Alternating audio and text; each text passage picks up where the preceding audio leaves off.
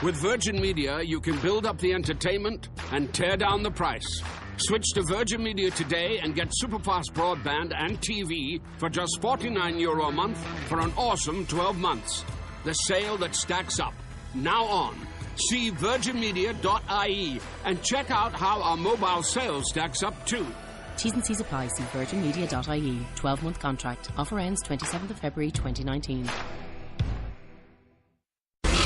And this is our plan of attack. Banks have become an essential threat to our democracy. So consider this justice. Thank you for listening to Revolution Radio at freedomslips.com, the #1 listener-supported radio station on the internet. Please help support this station so this battle can continue forward. Revolution Radio!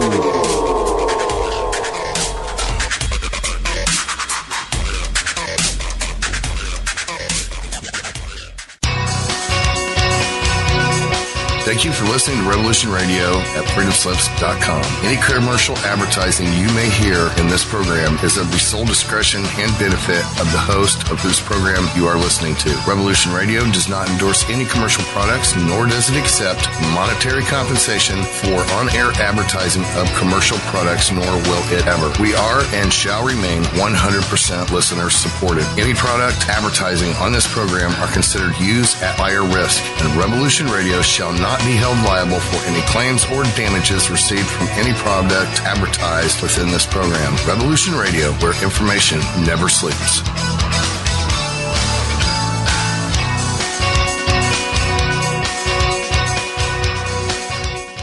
Do you or someone you know suffer from poor circulation, shortness of breath, or chest pains? Are you looking for a more natural solution to help overcome these problems? People tell us that after just a few months taking Extendivite, their doctors have noticed unexplainable improvements in their overall health. For more information, visit heartdrop.com or call 1-877-928-8822. Extend your life with Extendivite. And tell them Nighthawk sent you, because if you call this number and tell them Nighthawk sent you, you'll get $5 off your first order at extendivite.com. Thank you. The opinions expressed on this radio station, its programs, and its website by the hosts, guests, and call-in listeners or chatters are solely the opinions of the original source who expressed them. They do not necessarily represent the opinions of Revolution Radio and freedomslips.com, its staff, or affiliates. You're listening to Revolution Radio, freedomslips.com, 100% listener-supported radio, and now we return you to your host.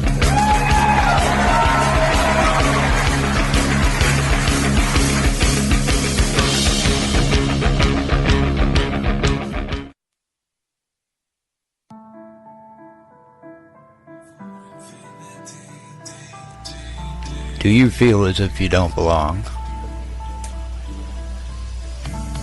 Do you know you were meant for something more? Well, you were.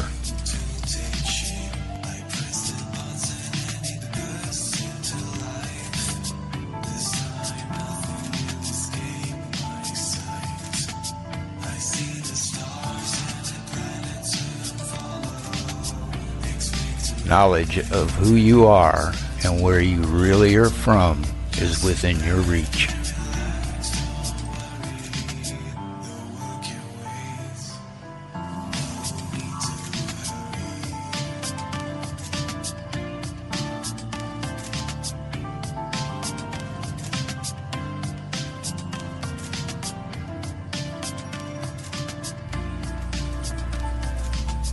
Join Janet Ker Weld and Dr. Sasha Weld as they search for the answers as they open up the Stargate to the cosmos.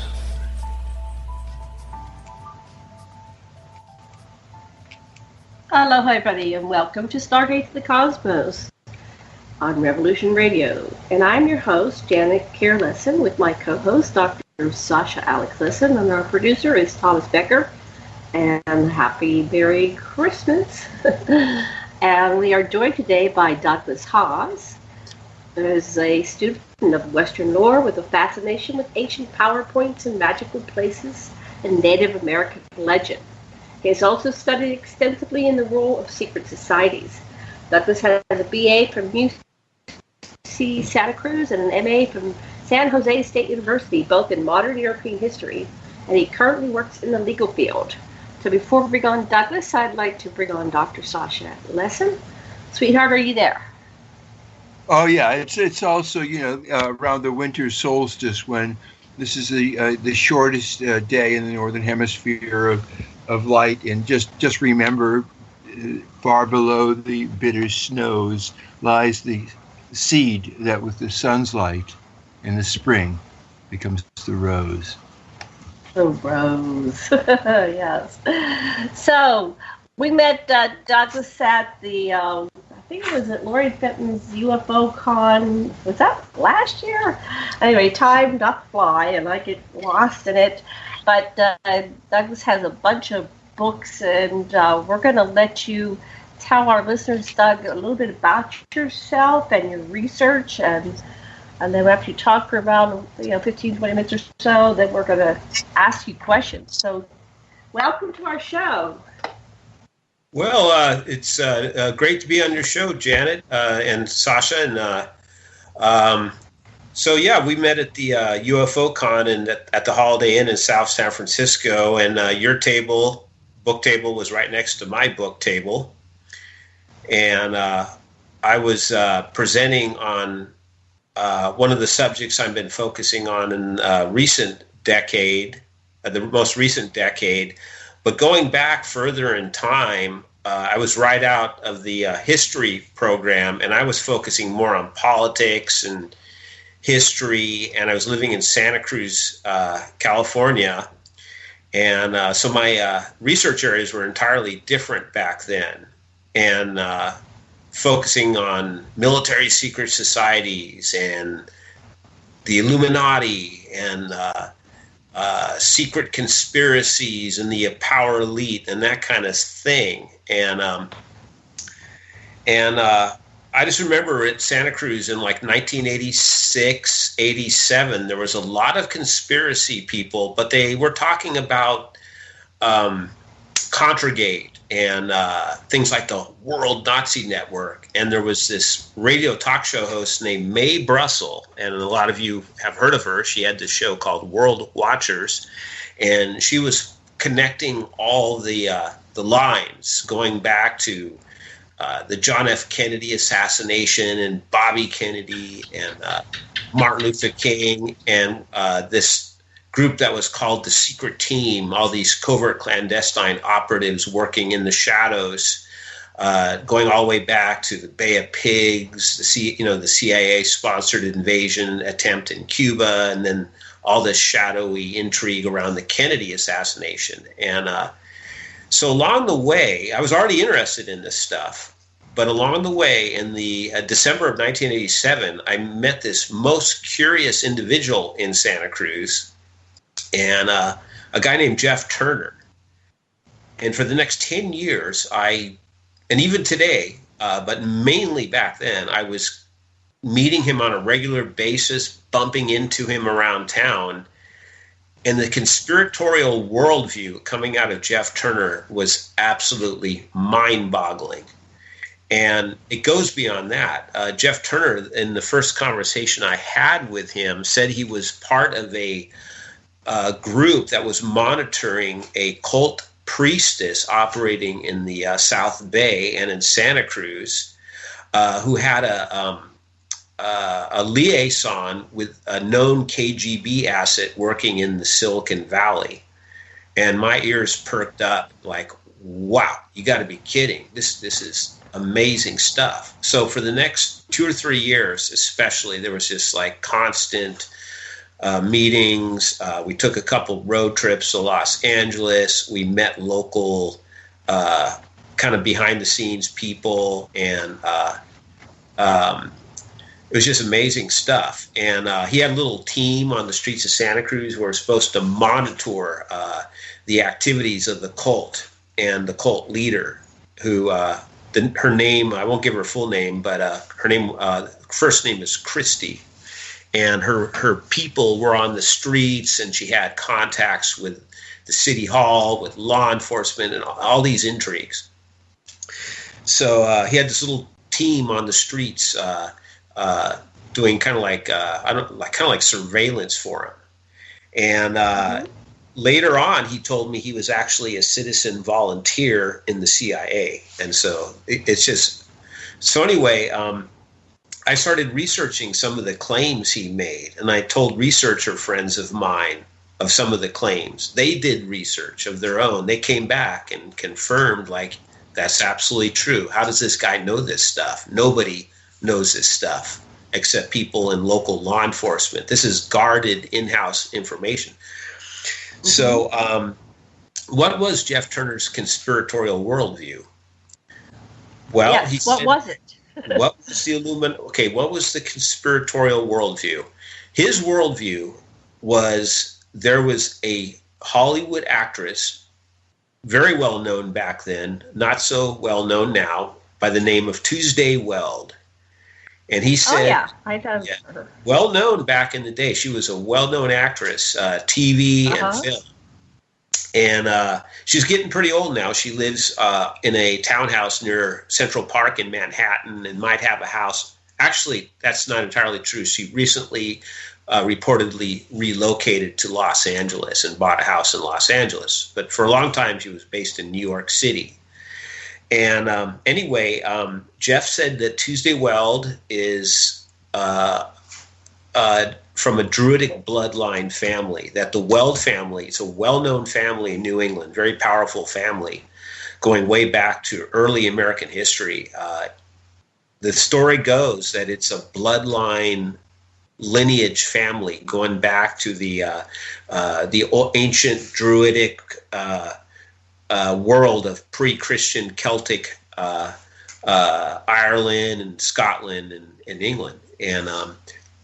And so he said that from an early age, she had the gift. People in this secret network of this underground Druidic network saw that she had the gifting. And so by the age of 14, 15, they knew she had the magic and that she would become the next high priestess of the Druidic order, this underground matrix. And so supposedly in late 1958, she was ordained as queen and high priestess of the Druids, and the initiation rite that commemorated her reign was the crash that took the lives of Buddy Holly and the Big Bopper and Richie Valens. That plane crash, and the actual story of what really went on is commemorated in Don McLean's song "American Pie." Pie, right? So this was an intentional crash this like a ritual crash to honor her. Is that what you're saying? Yeah, like the plane was sabotaged by some mechanic under the leadership of this underground, like almost like criminal underworld tied into this Druidic secret society, and that like something happened. Jeff has another version of he claims the pilot turned around and shot the guys in the head, but that to me is a little bit too far-fetched. That they would have found it in the forensic evidence, but making a plane to crash by setting it up to kind of stall out soon after takeoff is something that might be easier to go undetected. They wouldn't find it. So the argument is that Tuesday Weld was given this powerful role and started immediately pulling strings, and Hollywood behind the scenes had a powerful influence behind the scenes. And later on, it spread to the emergence of rock and roll, and she became one of rock and roll's great and secret groupies behind the scenes, trying to guide, shape, and manipulate the bands. So she was hanging out with the Beatles, and they wrote about her, and like I Am the Walrus. She was hanging out with the Rolling Stones, and Mick Jagger writes about her in Ruby Tuesday. That's about Tuesday Weld. Oh, my goodness. Yeah, and there's all these songs which have Tuesday Weld references. Donald Fagen of Steely Dan wrote about her on several of the songs on his album Nightfly. One of them, they talk about her in the background vocals. They go, Ruby Tuesday, she's a druid. Tuesday Weld, she's a druid, and it's like background kind of studio chatter. Another song on that album, they just flat out, her name's in the lyrics. And that goes on and on. There's Walter Egan mentioned her, wrote a song about her. And so here she is behind the scenes trying to groom these rock bands to help propel the druidic worldview towards like a world social cultural revolution, to bring their new paradigm into power and overthrowing this old Christian worldview that goes all the way back to the last days of the Roman Empire. And they're trying to overturn the whole paradigm that guides our Western civilization. And they pulled it off because the rock and roll counterculture became the dominant paradigm for the youth culture worldwide. The only place it didn't penetrate to a great extent was, I imagine, the Middle East. But it had tremendous power in Asia, of course, Europe, America, Latin America even. And it effectively changed the paradigm. And their revolution was successful. So what does it mean to be a druid? Have you researched what they mean by she's a druid priestess? Are we talking about the druids from, the UK, from England? Right. So they're into nature worship. They think that there needs to be annual rituals to propitiate nature. There's the annual ritual of the May Queen, where you you have like wild celebrations, and people kind of go off in the forest and mate, and then you have children that are born of these unions, called Robertson or Robinson, because the green man that was at the center of this ritual, they would call him, I don't know if, I'm a little weak on this because this used to be a research area 20 years ago, and I moved on. But Robin would be like the green man, and so children born of these couplings would be called Robinson or Robertson because they didn't know their father. It was part of these just like I see couplings that would happen during. And then Robert Plant wrote about that in Stairway to Heaven. He talks, it's the annual spring clean of the May Queen, the annual spring queen of the May Queen. She's buying her Stairway to Heaven. That might have been a kind of slight rebellion against Tuesday Weld's leadership, like kind of defying her power and authority, trying to, his own little protest song against this secret druidic Illuminati control over rock and roll. So Jeff also claims that the Druids took over leadership of the Illuminati, the whole matrix of secret societies, and basically claimed oversight over Freemasonry. And he talked to Masons over the years. He has a lot of Masonic contacts. And they told him that, yes, we went along with it at first, but later on we got disillusioned with her. She was just way out of control. She didn't know boundaries. And so we started just no longer going along with it. And so they did initially accept her leadership over the Illuminati, but later on, after a while, the Freemasons began to not accept her leadership anymore because her lifestyle was too reckless. She was too promiscuous. There was too much substance abuse going on, and they considered her leadership reckless. Mm-hmm.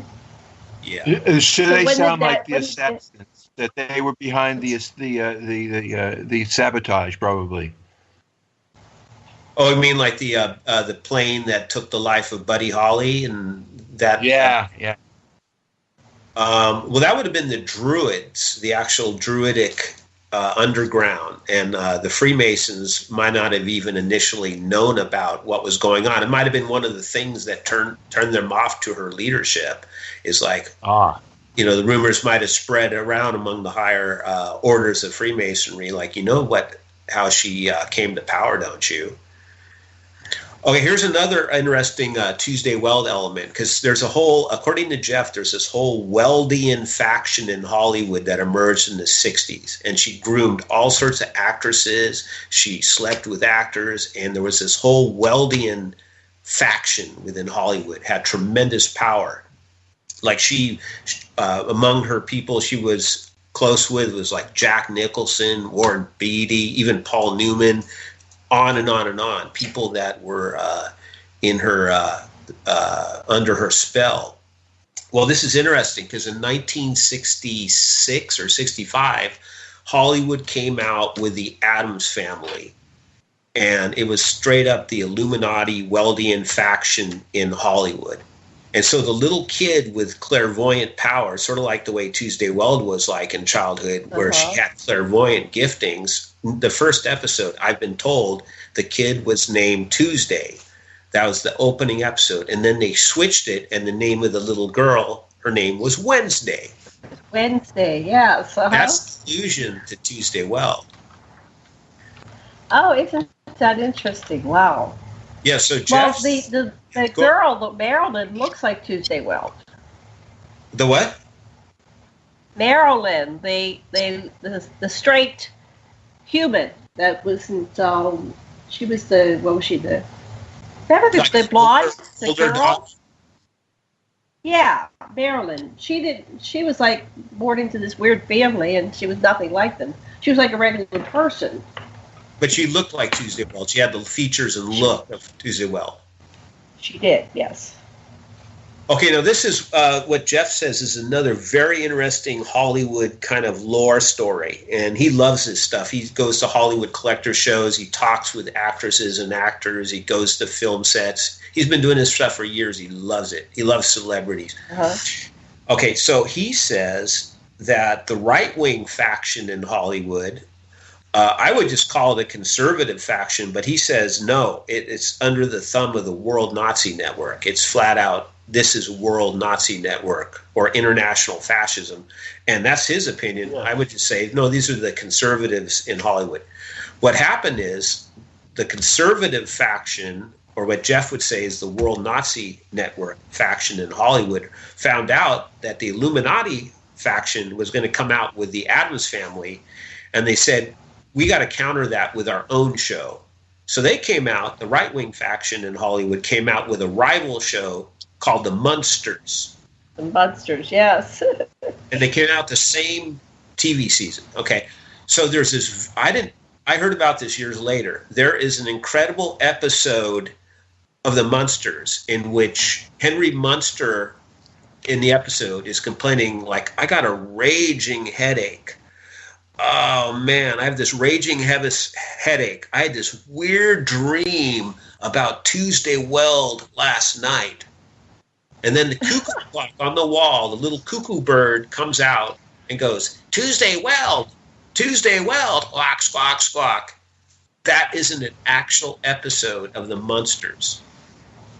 Wow. Isn't that wild? What were they trying to say with that episode? It's like an inside joke among Hollywood insiders. It's an inside joke. Yeah, okay. Inside joke. They know what's going on, but everybody else out there and watching TV across America, and they don't know what any of this means. It's just like. So, in 1966, the Illuminati faction in Hollywood came out with this teen rebellion film that was supposed to help lead the cultural revolution in the United States, like a rock and roll youth rebellion. And the movie was called Lord Love a Duck. And Lord I remember that. Rod McDowell, Lord Love a Duck. Yeah, and so Rodney McDowell, he's kind of like a druidic kind of character. They're up on the roof of a building, and she's talking about this ancient mythological bird, and it's like it's just like there's weird occultic aspects to it. One of the science teachers or English teacher or something is teaching a class, and there's like a goat skull right behind him. A goat skull, like the satanic goat skull, right behind him. And it's just a bizarre movie.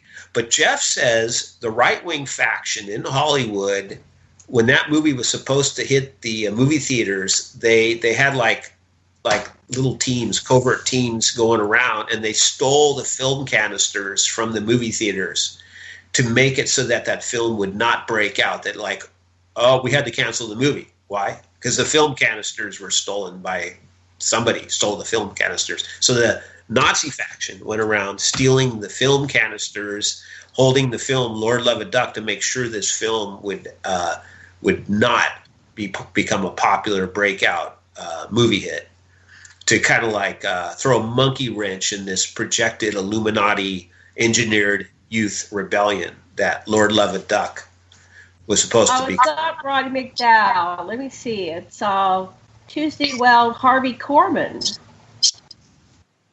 Yeah, I remember seeing it. That was 1966. No, there's Roddy McDowell. There he is. Yeah, he is in it. Okay. But what was it about?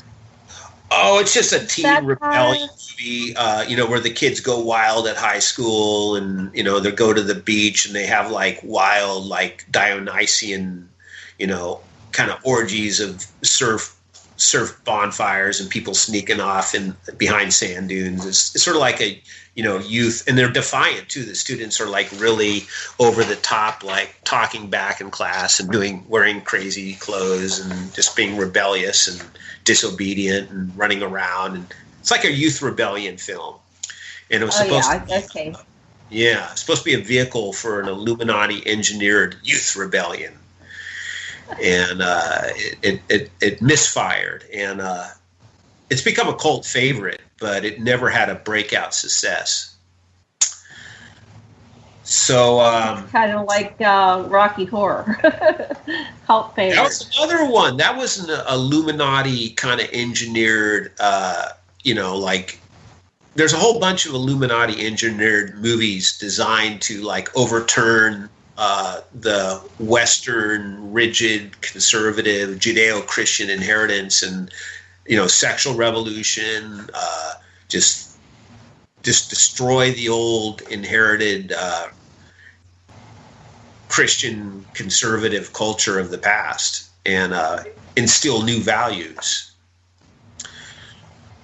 Okay, so did Jeff learn some I probably would have watched that. I did watch that movie, so I would have been on the side of all this rebellion. That's kind of sounds where like. I was. Without you're a card carrying Weldian without realizing it.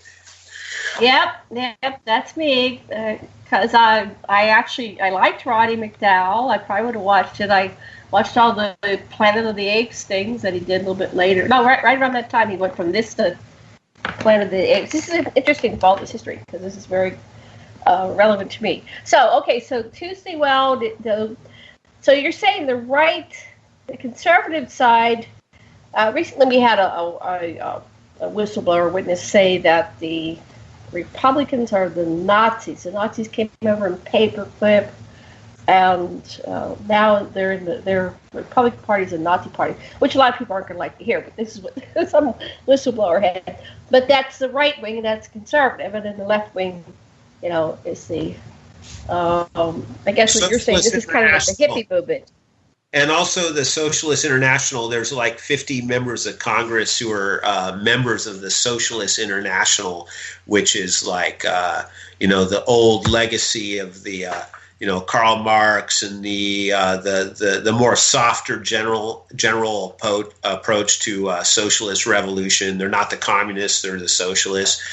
And there's like 50 members in Congress who are quietly members of Socialist International, the SI, they call it, SI.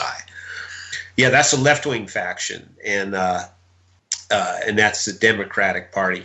So before I go too much further, I should mention some of Jeff's sources. First of all, he met Tuesday Weld personally, got to know her a little bit.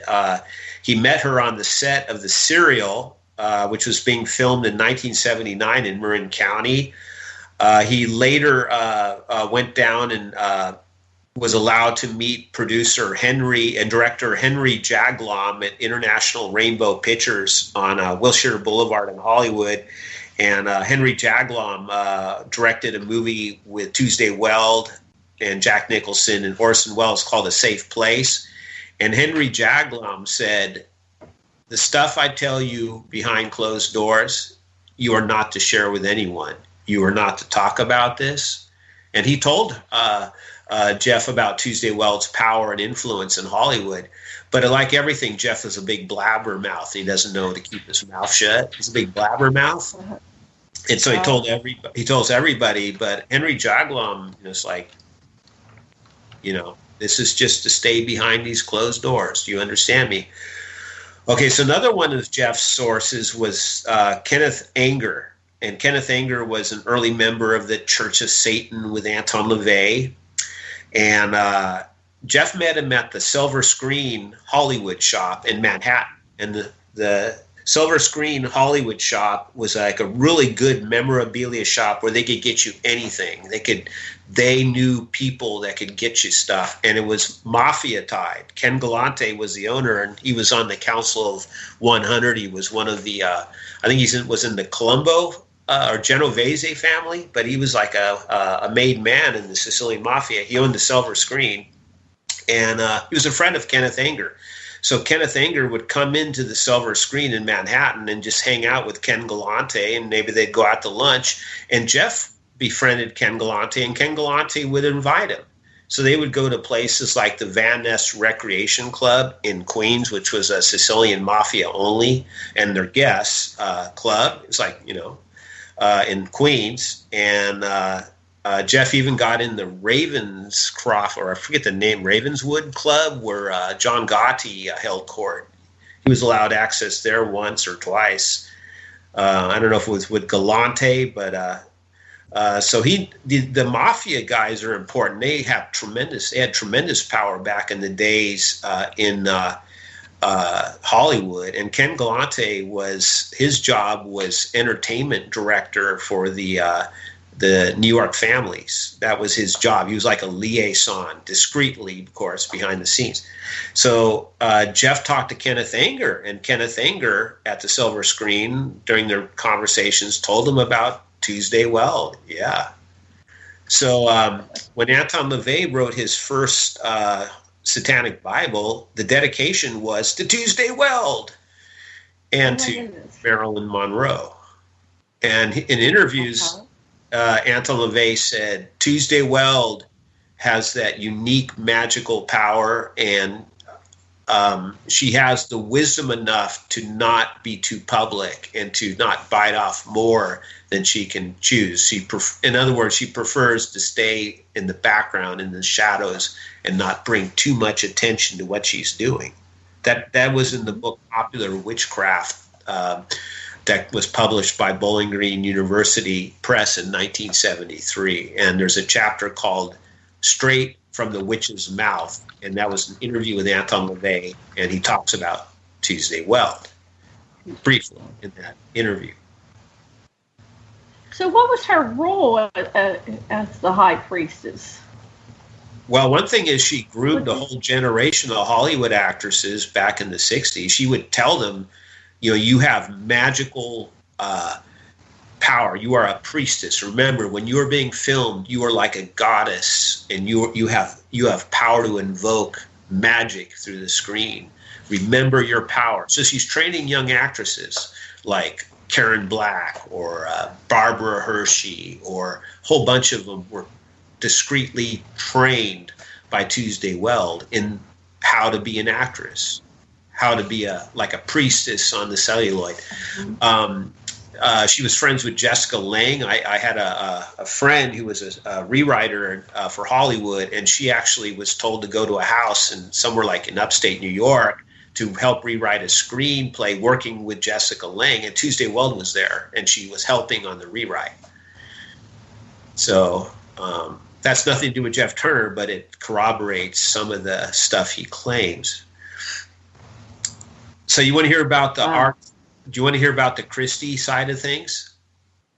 Yeah, first of all, let me see. Sasha, do you have any feedback or questions before we go to the next part? Yeah, well, just one very specific thing. Was this the same cult, in essence, that was behind the murder of Natalie Wood? That's a Jeff Turner question. I'm in a lot of dispute with him about what he claims about Natalie Wood, because the faction Jeff is tied in with Natalie Wood and her surviving sister Lana Wood, whose real name is Svetlana Gurdin, and she's of Russian Ukrainian descent. And the thing that Jeff is his background is this military secret society. His dad and his stepfather were in, called the Konocti order, and it goes back to ancient Kievan Rus, and came to the United States like several hundred years ago. And Svetlana Gurdon, also known as Lana Wood, is perhaps the major figure in Hollywood today behind the scenes that's in that lineage, which is the Konocti.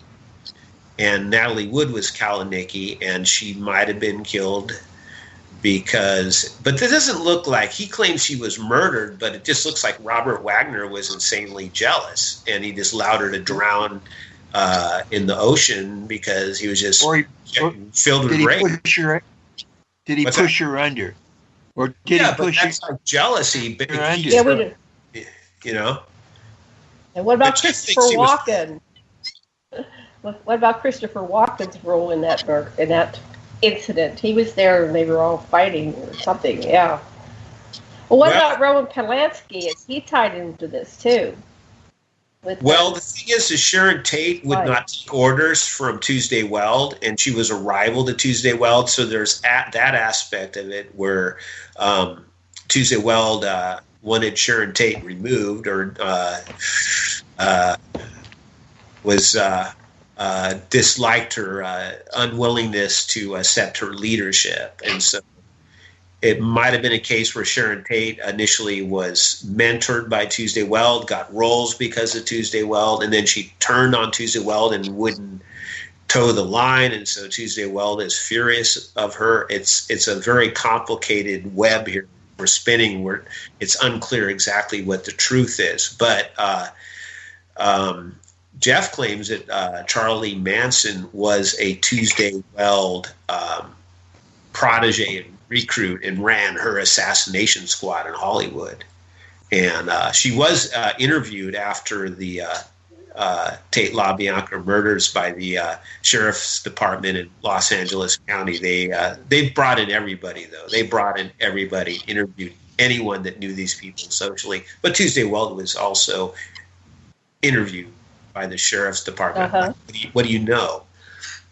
There was a weird street publication that came out in Hollywood in the months leading up to the murders, and the publication was called Tuesday's Child, and it was all this stuff about, Charles Manson, how he was a great songwriter and how he was this amazing visionary. And I don't know, I've never seen it, but it was called Tuesday's Child, and it was about Charles Manson. It was a street publication leading up in early '69.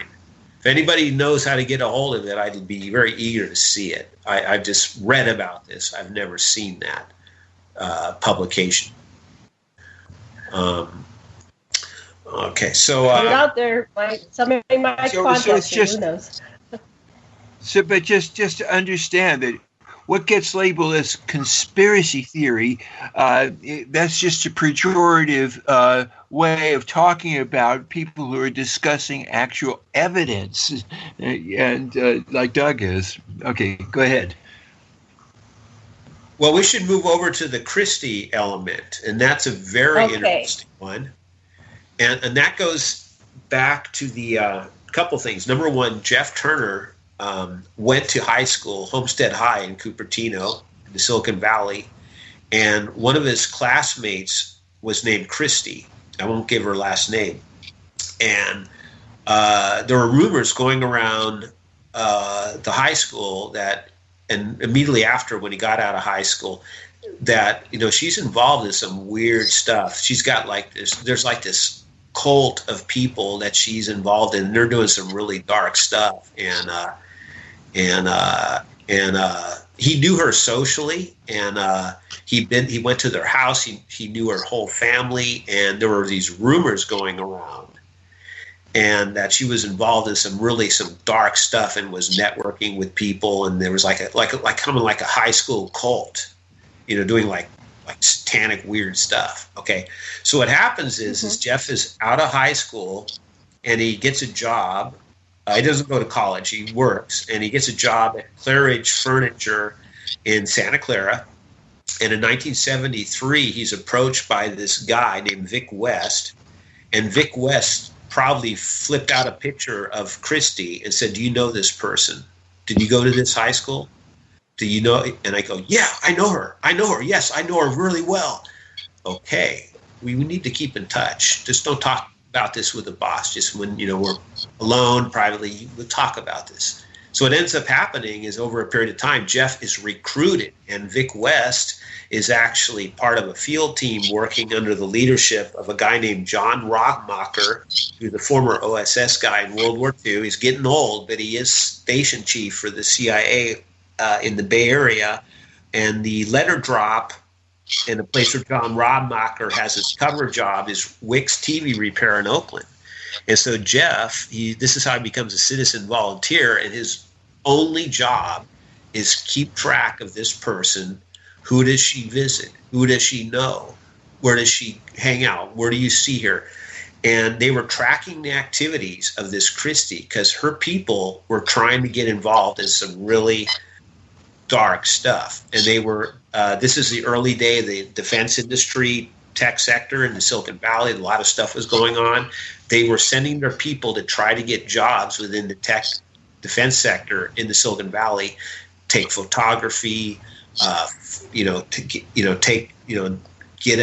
tell us who's, what's going on, what they're talking about. And they were, at some point they started networking with the KGB. And this is what Jeff told me when I first met him in December 1987, that he was actively involved in this, tracking the activities of this cult priestess and her followers in the South Bay. So anyway, it gets weirder.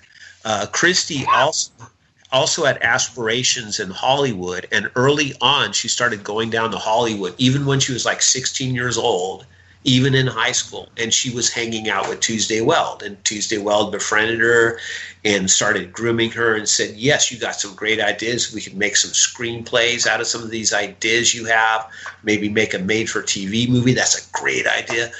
Maybe one day you might even want to be an actress. We could get you some roles."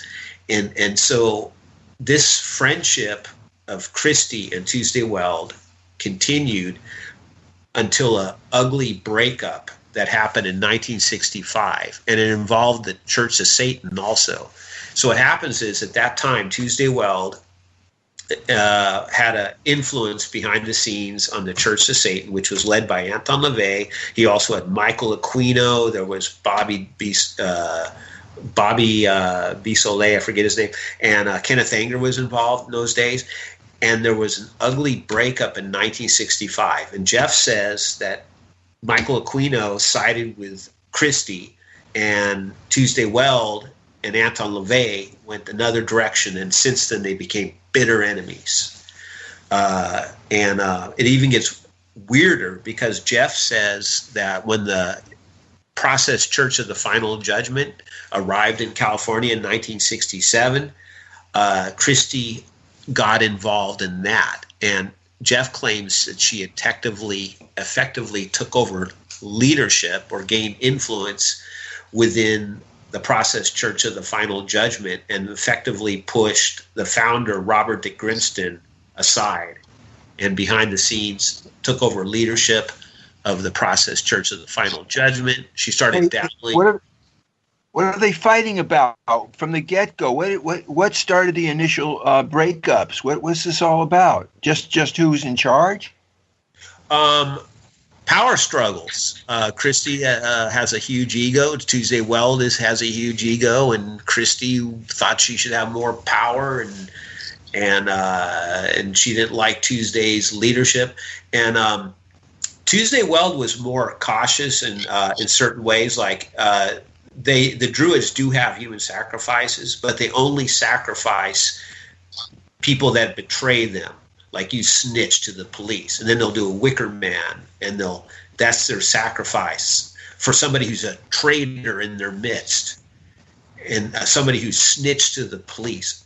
But her faction would never do child sacrifice. They would never traffic in children. They would never do any of that stuff. A lot of sexual promiscuity, a lot of blown out promiscuity and stuff, but none of that extreme black satanic stuff. Kristi, however, went that route, and she went dark. And so that was another element to their split, I would say. And Kristi cultivated links in the international fascist networks to Jeff.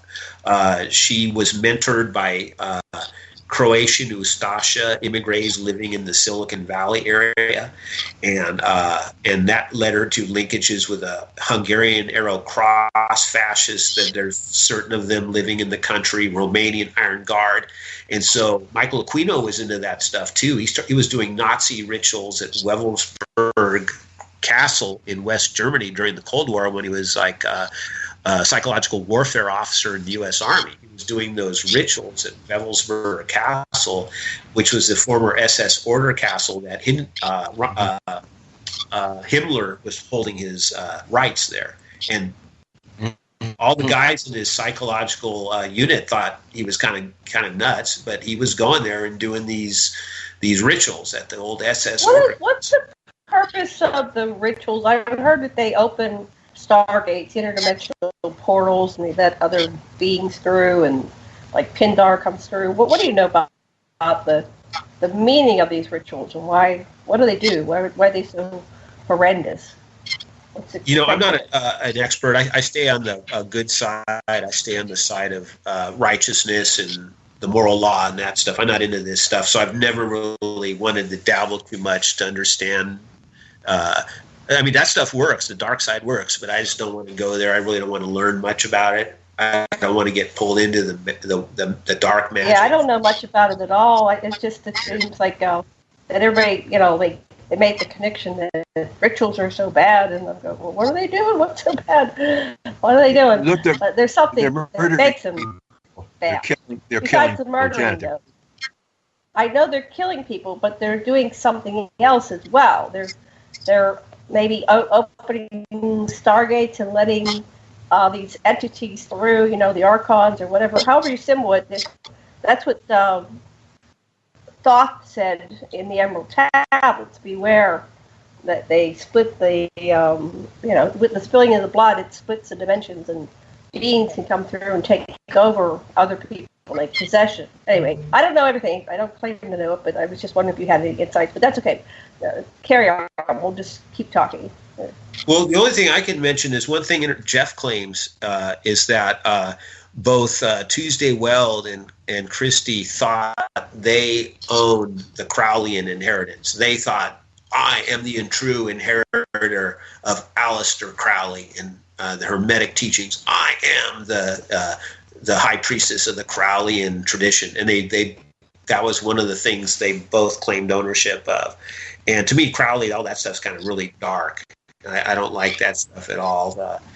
There was one person that he used in one of his rituals who went raving mad and never wanted to talk to Crowley again in the rest of his life. Like, I never want to see that man again for the rest of my life. Right. And so this is some pretty twisted stuff. So I wouldn't want to get pulled into that. He did have a great Tro deck. I mean, that Tro deck, I used it when I was like in my 20s. That deck was amazing. Just the artwork Lady Frida just made, unbelievable. And there was magic in that deck. But the more I learned about Crowley, the more I wanted to I don't want to get too involved in that. But anyway, Aquino is definitely into and so was Kristi, heavily into the Crowley. So. And then there's the other connection is Rosemary's Baby. Wasn't that like a byproduct of all this stuff as well? Yeah, I'd be curious to know what Weld's role was in that movie and behind the scenes. Anton LaVey plays a role in that movie. He's also in The Devil's Reign with Miss Borgnine. He got a few roles. I'm sure Tuesday opened some doors for him and got him in some few films. Yeah, this is Roman Polanski did Rosemary's Baby, and that's not. Yeah, wow. So it's interesting to connect the dots, all these different things. Okay, so we have the Kristi, who we don't have the last name connection. Yeah, but I don't want to. I guess if you. It's. We don't want to go there. Yeah. Is she still powerful? Kristi's still in charge? I think she's probably still has tremendous power. I think they have a faction in Hollywood where they put out some of the darkest, weirdest horror films. I mean, it's like there's a sick genius in this horror film. This is horrifically monstrous idea. And I say it's got to be those processed church people.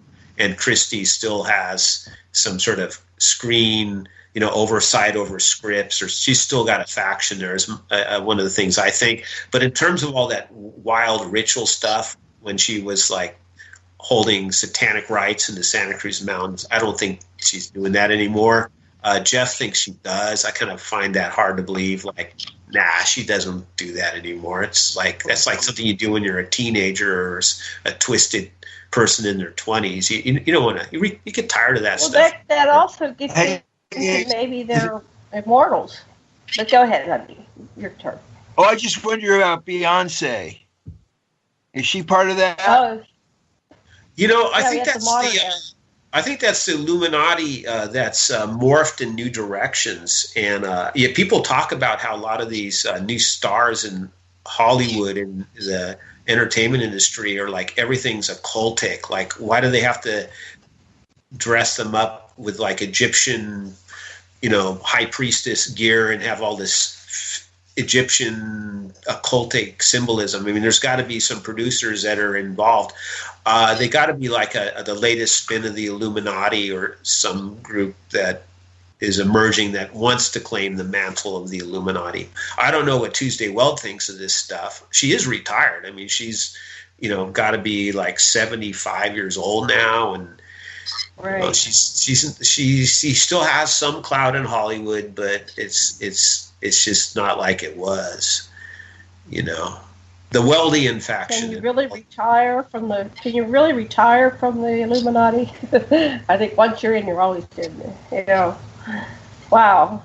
Yeah, but I don't think Weld has anything to do with this weird, twisted claims of Anonymous and all this, or QAnonymous, where like supposedly children are being killed for their, all that stuff you alluded to earlier. She never approved that when she was right. Priestess of the Druid. She just didn't go there. I mean, she's all about promiscuity. She slept with like half the rock stars back in the day. She was totally into it, but she would stop. She had certain boundaries she would cross, including messing with children.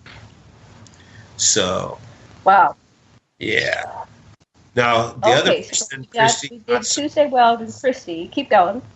Yeah, she apparently, according to Jeff, she did not have such scruples. Yep. So we're coming up on the top hour break, and then we'll be 5-minute break, and then we'll be back. So let's wrap up. What else do we need to know about Tuesday Weld and Kristi, and then we'll come back and do. We have like 6 topics. Let me finish up real quick. Just the big thing that Jeff was pushing, starting around 1988. Not right away, but soon after that, was the rise of a new faction called the All Nations Movement, and their leader was a music singer named Tiffany Darwish. A lot of people know about Tiffany, but she has a whole behind-the-scenes role as like a secret society figure and trained Sufi master, and he was all for Tiffany. Like, Tiffany is like the shining light of the future. She's doing great stuff. The All Nations Movement is cleaning up a lot of this mess. They're changing the world. They're have impact. They're helping to end the Cold War. They're behind ending the civil wars in Central America. They're doing all this great stuff. And so he was all gung-ho about the All Nations Movement. And so what happened was Jeff was approached by some young filmmakers in the Santa Cruz area, and they thought his personality was over the top, and they couldn't believe what he was saying. So they made a movie about him and about his fixation on Tiffany. And that movie is called I Think We're Alone Now, and it was shown at film festivals around the world, actually. It made it to Europe, not just the United States and Canada, in 2008. And it got reviewed by the New York Times, Chicago Tribune, NPR Radio, Rolling Stone. And I was involved in that. I'm actually have cameo appearances as one of the people they interviewed regarding Jeff and who he is.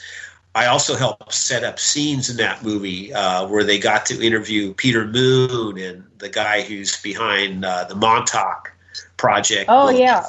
Yeah, I got Peter Moon and Preston B. Nichols in that movie. Uh-huh.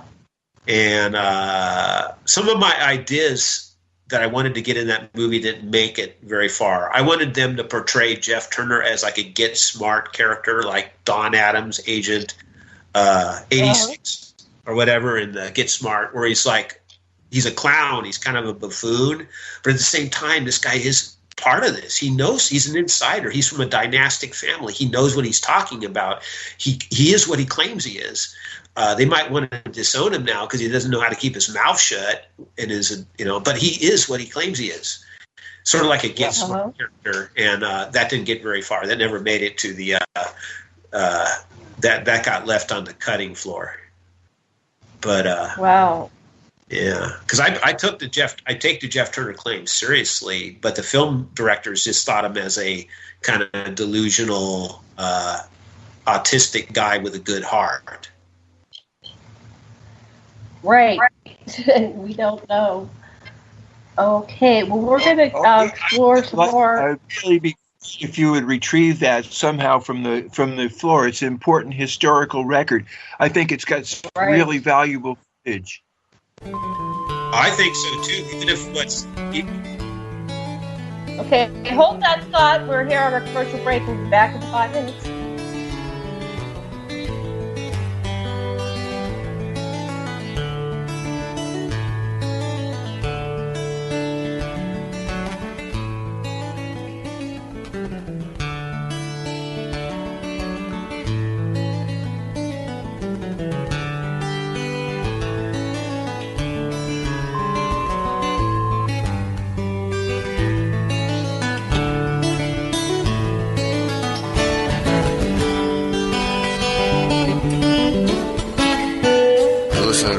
Radio at freedomslips.com, and we'll be right back after this message.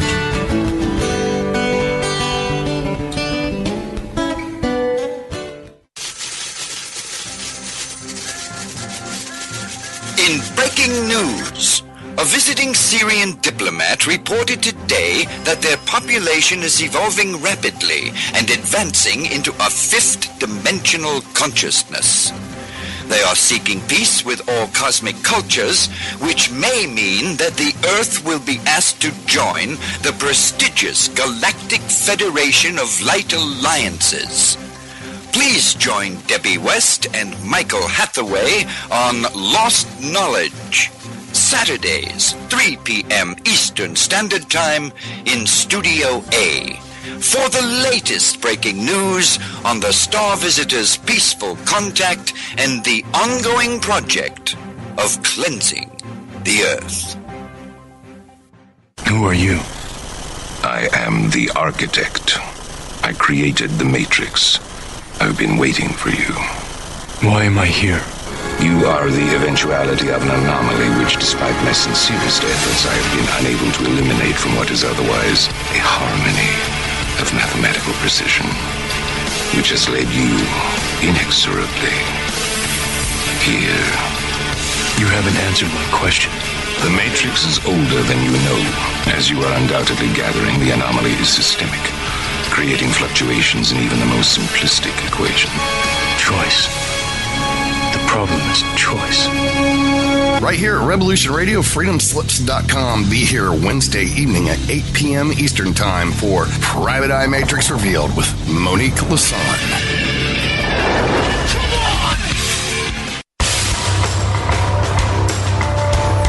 Hello, my name is Mr. Rowe. I am the host of Reality Extraction on Revolution Radio at freedomslips.com.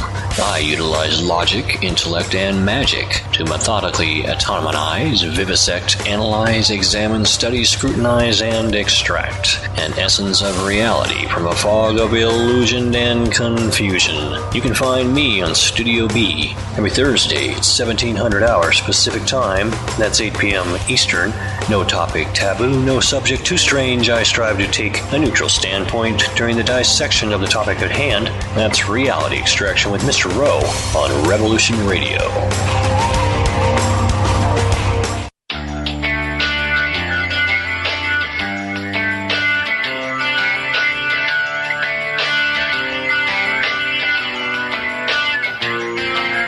This is Thomas, a.k.a. a Mad Painter. I'd like you to join me Monday nights, 10 p.m. Eastern Standard Time for Open Canvas. Don't forget to bring an open mind. Yes, folks, that's right. Bring an open mind to an open canvas. Again, that is Monday nights, 10 p.m. Eastern. UFOs to government corruption. This is Revolution Radio, freedomslips.com. You don't need to expect us. We're already here.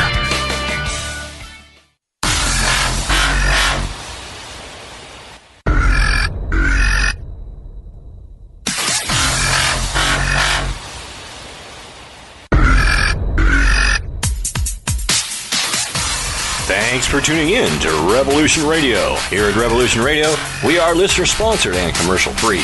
But there still are bills to pay. In order to raise some needed funds to cover the cost, our station is offering a silver special. In the continental United States for a $60 donation, or in Alaska, Hawaii, or Canada for a $70 donation, we will send you an uncirculated 2018 1-ounce pure silver eagle. The $70 donation, the extra 10 is to cover shipping, by the way, outside of the continental United States. When making the donation, you must put Silver Eagle promo in the notes on the donation. And thank you for tuning in to Revolution Radio at revolution.radio and freedomslips.com. Without you, there is no us. Revolution Radio, where information never sleeps.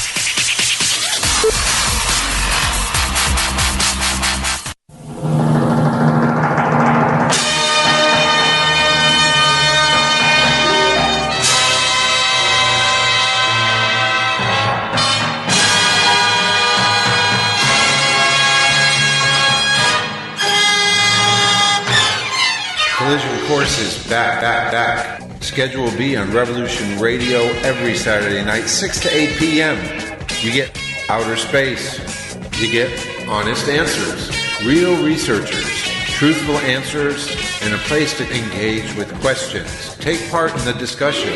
Revolution Radio on freedomslips.com hosts Collision Course every Saturday from 6 to 8 p.m. Eastern, 5 p.m. to 7 p.m. Central, 4 p.m. to 6 p.m. Mountain Time, and 3 p.m. to 5 p.m. Pacific Time.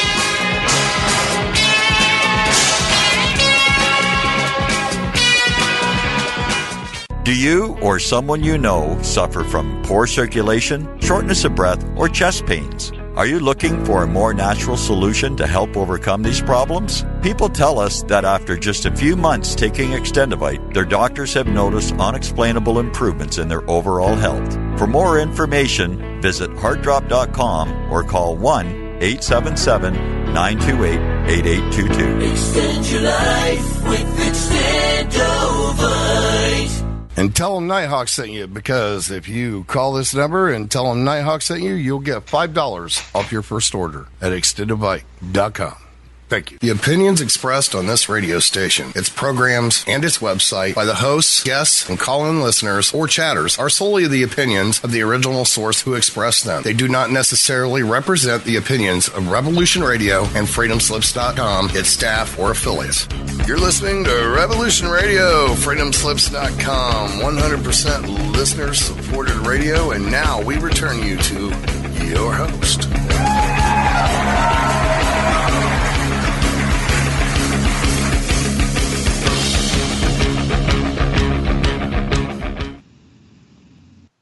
Aloha and welcome back to Stargate to the Cosmos on Revolution Radio at revolution.radio with your host Jen Carolison, co-host Dr. Sasha Alex Lesson, producer Thomas Becker, and guest Douglas Hawes. And we were, before we go back from this break, I'd like to remind everybody, please go over and make your Christmas donation on revolution.radio, because we really need your donations to stay afloat and to keep bringing you these shows. A Mad Painter, if you're not feeling well, it's okay. You don't need to tell us, but if it's convenient, how far are we away from our goal? We have 2487 and we need 2850, and I'm not adding it up, but that's around $300 and something.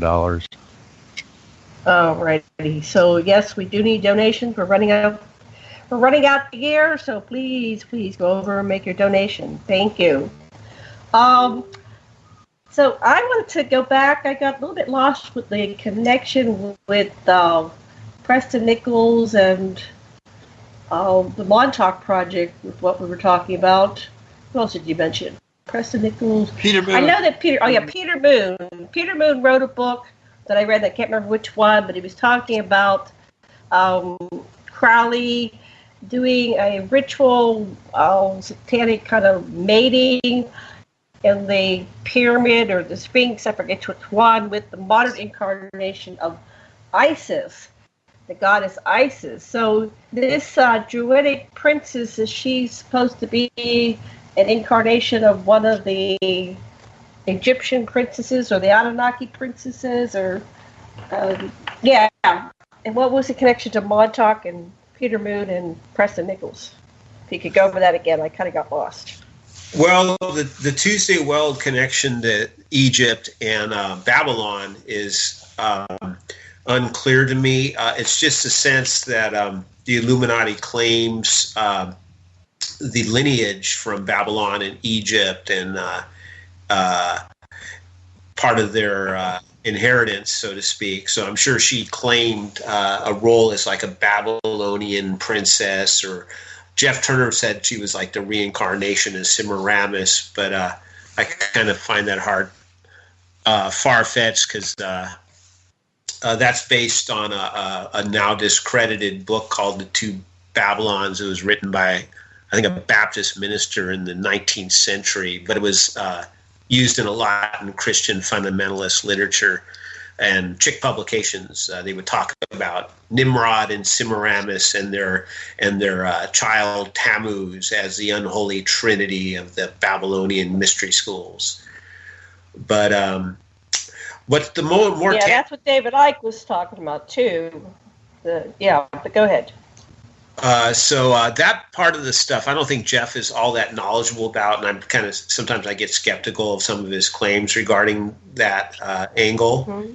I mean, he didn't even know the two Babylons had become is largely discredited, and I had to alert him to stop mentioning that Nimrod, Semiramis, Tammuz thing. That was written by Alexander Hislop like 150 years ago. It's now discredited. Nobody takes that stuff seriously. Anyway. Douglas, to what end? Let's say that these cults and their variations who control or at least massively influence the entertainment. To what end are they manipulating people? What are they programming us for? Where is it all going as far as their influences? What do they want? Well, let me throw in a different angle here, and that is the theory that we're moving towards a new world order, right? And we all know that there's like powerful banking cartels and corporations, and they're already like planning to have their franchises like on the moon or whatever. You know, they're already getting ready for a world system, a new world order, which they will be the controlling force. The question is, what sort of religious or spiritual aspect do these planners of the New World Order have in mind? And that's where this idea of the secret societies having an agenda to becoming like the new paradigm for their New World Order comes into play. One faction I didn't mention, and this is not Jeff Turner stuff, is the argument about the Sabbatians. And that is a really freaky one. And it has to do with the followers of the pseudo-messiah Ben Savi. I forget his full name, but he was active in the 1600s, and under pain of death, the Sultan of the Ottoman Empire forced him to convert to Islam, or otherwise he would have been beheaded. And so his followers followed his lead, and they went underground and they converted to Islam, but they kept their rites secretly underground. And the Orthodox rabbis at the time were going around trying to ferret them out because they saw it as a poisonous influence in Eastern Europe. And there's a lot of interesting literature about that floating around about what sort of stuff came down in the 1600s. Sabati Ben Savi, I think his name was Sabbatai Savi. So anyway, a century later, a new fellow emerged, Jacob Frank, and he gained a lot of followers, also bringing back the teachings of Sabbatai Savi, and he said, "I am the incarnation of Sabbatai Savi." So the argument is, did these people penetrate the Western world? And there's a school of thought that says they did, and they might even have penetrated Hollywood.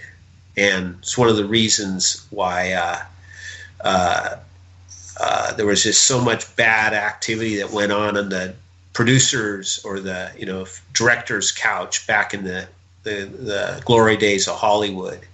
And that's another secret society element that I haven't talked about.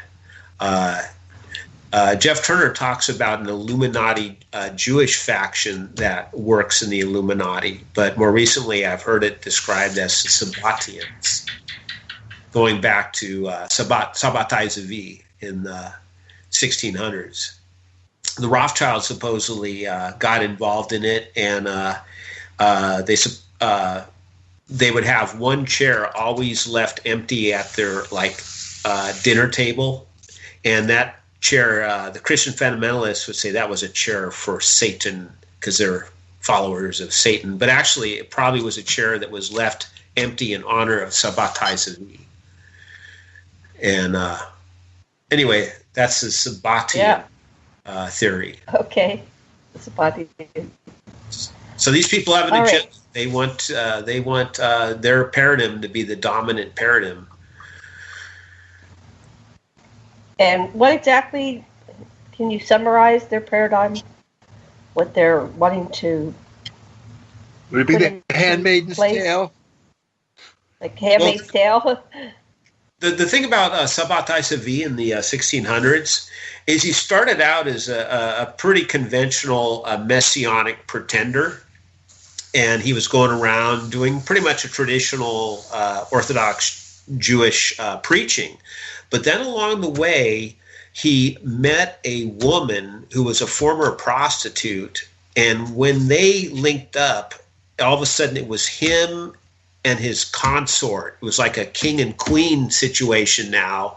And his teachings began to become much more libertine and much more kind of like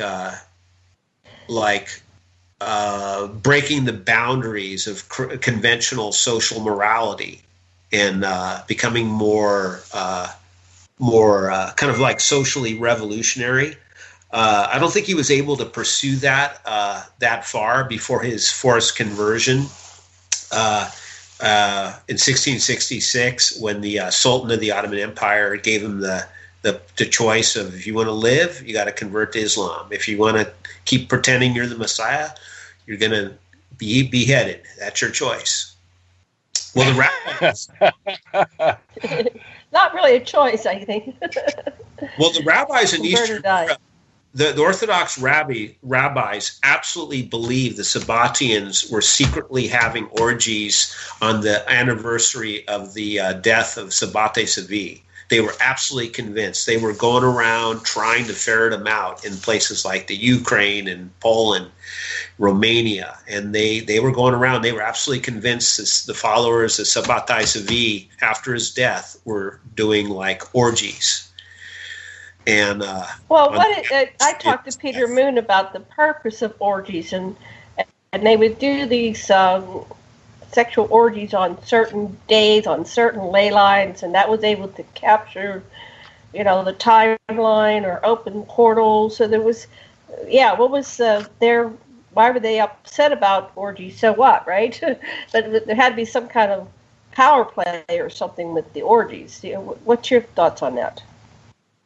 Well, the Orthodox rabbis are strictly playing by the Mosaic law. Like you were to marry one woman, or you were to do this to her parents. This whole ritual of like traditional Orthodox marriage. And then the Sabbatians were doing orgies, a whole bunch of people, and they would look, the Orthodox spies would look through the curtains and they would see all these people taking their clothes off. And can you imagine how freaked out they were? They're just like very conservative, puritanical in their lifestyles, and they're looking through the curtains and they're seeing people tearing off their clothes, and they're going, oh my God, this is blasphemy. So it was just a moral thing. It wasn't because Peter Boone was saying it was a power play. It was you're actually able to capture the timeline by having these orgies on certain days, and you're grab power and manipulate. It was specifically on the anniversary of the death of Sabbatai Tzvi was when they would do the annual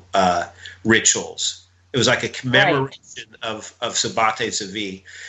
And the children that were born of these orgies were considered to be especially blessed. The weird thing about that is they don't even know who their father is. It's kind of, but the children born of such a union were considered to be on this anniversary were considered to be especially blessed.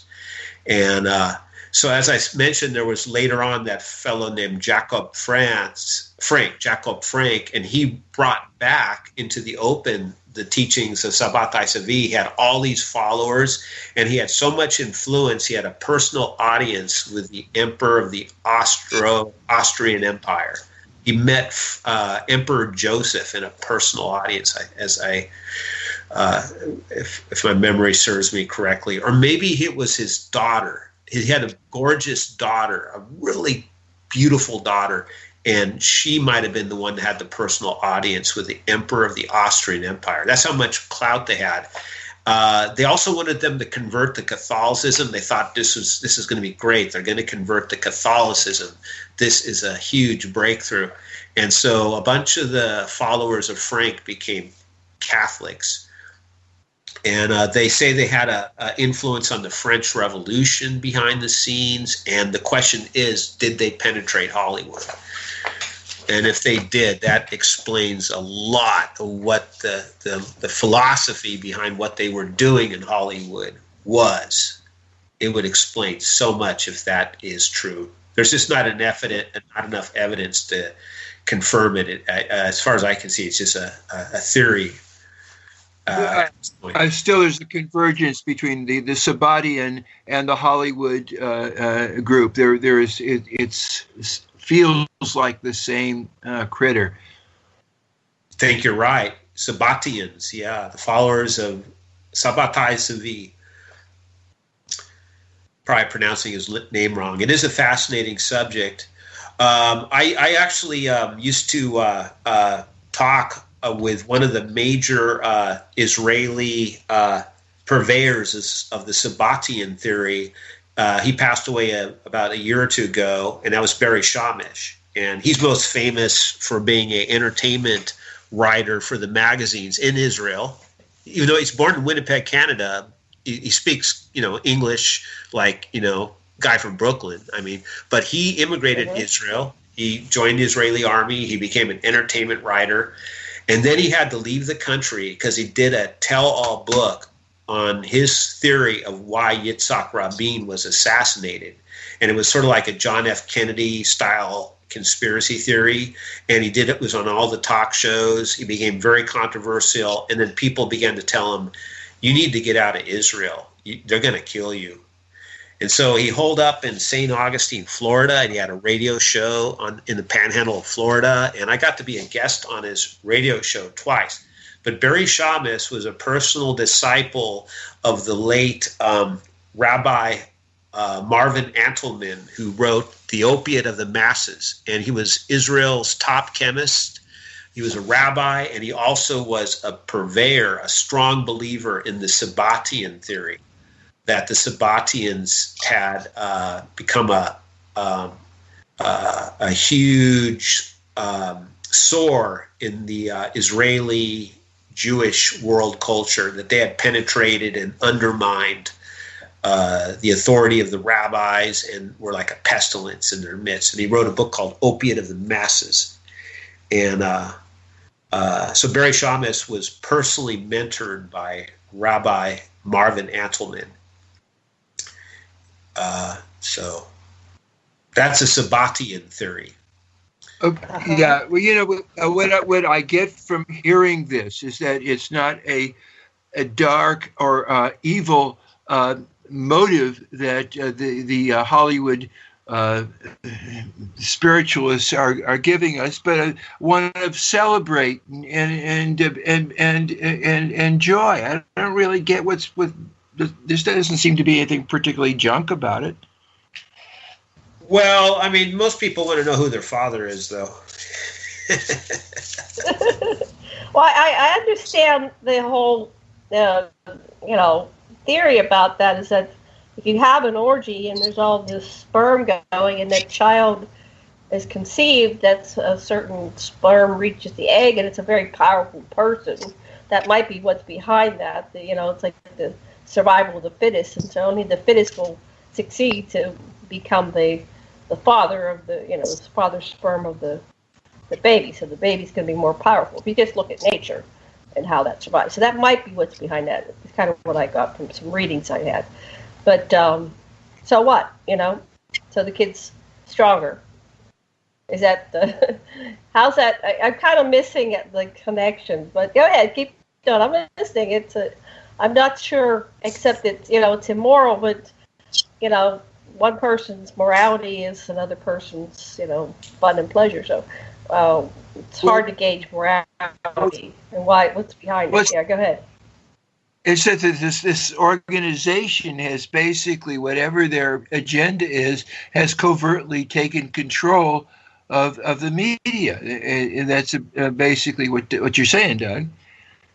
Yeah. Well, it's really a powerful faction, and if the Rothschilds are in on it, they are supposedly the world's most powerful banking dynastic family. Some people have said their wealth is should be measured in the trillions and not billions. Because some of our richest people, like Bill Gates, is I think he's valued at $80 or $100 billion.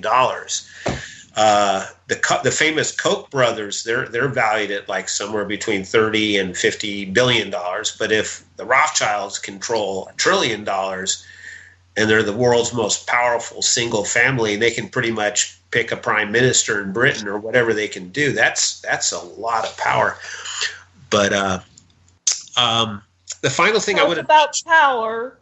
But yeah, okay. What's the final thing? You go, John. The final thing I wanted to mention is supposedly there's a theory out there that Stanley Kubrick died prematurely because he went too far, and he was never supposed to release that movie, the Eyes Wide Shut movie with Nicole Kidman. He talked about stuff about the Sabbatians. Supposedly he even shot what a picture of what the Rothschild mansion actually looks like, where these kind of what would you call it, Hellfire Club rituals go on, and he was never to go that far, and he broke the terms of the agreements he had, and they had him killed. Eyes Wide Shut, which was basically the whole Sabbatian thing. He went too far, you're dead, and he was died prematurely. That's one of the theories going on out there, floating around. I couldn't watch the whole thing. How did it end? What was it about? How did it end? I know they had all this ritual, and it was so dark, and I got kind of freaked out, and I couldn't watch it. I just quit watching it. It was too dark for me. I don't understand how it ended. What was it?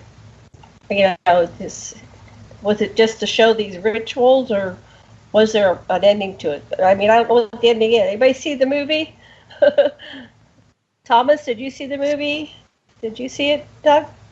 Yeah, I saw it, and it's basically there's a secret society, and it's by invitation only, and they basically let you know when you're supposed to go, and then everybody shows up at this mansion out in the countryside, and they go in there, and there's all these people having sex all over the mansion, like 50 or 60, 80, 100 couples going at it, and it's pretty wild. I mean, it's pretty wild. They're all just going for it, all out. It's like, it's pretty wild. But that supposedly was an expose on the Sabbatians. It's based on a novel that was written in Vienna. I forget the name of it, but it's based on a novel that was written in, I guess, the latter years of the Austro-Hungarian Empire. Not quite sure about that. Some sort of a Viennese novel of some kind. But it seems to reveal a lot more of that. That goes into the question of, this is really weird, is one of the things Rabbi Attelman claimed was that one of the reasons Hitler was so twisted was because his mother was the love child of her mother being a maid in the Rothschild mansion in Wisconsin and being used for one of those Sabbatian rituals on the commemoration of Sabbatai Zevi's death, and she got knocked up in that ritual, and somehow he gained wind of that. It was one of the things that just made his blood boil or something like that, she was got pregnant. She was, Hitler's mother was born out of wedlock, and the story is that her mother had gotten knocked up working as a maid for a rich family in Vienna, and so that's not my thinking. That's Rabbi Marvin Attelman who asserted that, and that's one of the reasons why Hitler was so twisted. And what about Barbara Bush looking like Crowley's daughter? Have you heard that one? I've heard of that theory too. That she was born of a Crowley ritual. I've heard that, yeah. And so Bush had to marry her because, hey, it's in the family. You got to marry her.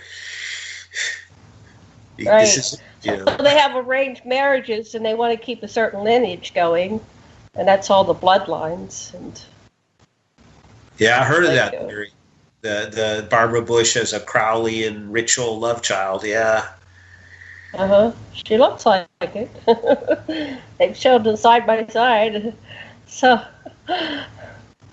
okay, so we went through Tuesday Weld, Kristi. We have others. I don't know what this Konocti, Snakehead, Secret and Suppressed, another mirror. We're not going to get to those topics, but where do you want to go next? Real quick, I wanted to mention that the Peter Moon, Preston B. Nichols thing got in there because starting in the 90s, early 90s, Jeff Turner became fascinated with time travel. And he used to talk about Tuesday Weld and Kristi, and that's all he could talk about in the World Nazi Network. And all of a sudden he's talking about time travel all the time. Time travel. And he's like totally into every book that Sky Books in Long Island, Peter Moon's company is putting out. And he's saying all this stuff about the Kronos Project and how Tiffany and the All Nations movement have cleaned up the mess. And I go, what the heck? What's this Kronos? And he goes, well, the Navy did Phoenix Rainbow, and that was their time travel program, and that was done at Montauk Point, and they screwed everything up. The timelines it's a mess. And so the Army created a time travel program in 1965, and it was called Kronos Project, and it was based at Archuleta Mesa in New Mexico, and it was specifically built to clean up the mess that the Navy had started by Phoenix Rainbow at Montauk. And so he said Tiffany was what did they mess up? What was messed up about it? They what had was a mess? Disappearing interdimensionally, people like couldn't get back, people like went nuts. They just messed up the timelines. Unwanted aliens were entering our world that weren't meant to be here, entities, it's all sorts of crazy stuff. And so Kronos was set up, Army program, to clean up the mess created by the Navy's program. And Tiffany was one of the main people that were brought into it. And she worked directly under the mentorship of the Christian Army general who was the founder of the Kronos Project and was mentored by him personally. And she was one of the time traveler people that was assigned to help clean up the mess. And also Hollywood actor Dean Stockwell was involved in this. Oh, yeah.